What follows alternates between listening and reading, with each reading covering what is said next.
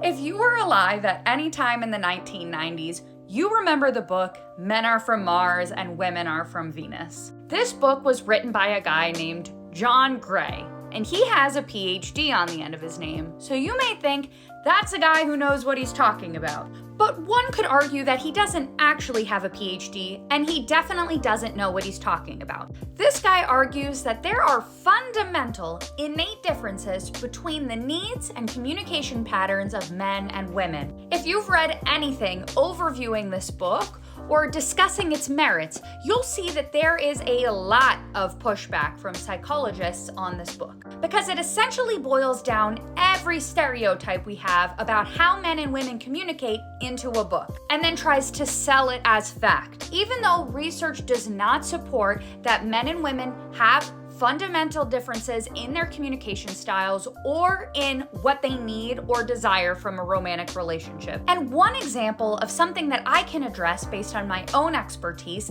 is this idea that men and women behave differently in conflict. He argues that women have lots of complaints in the relationship, and so they're always approaching their partner and just nagging them all the time about every little issue. And men just get so overwhelmed that they shut down in response to their nagging wife.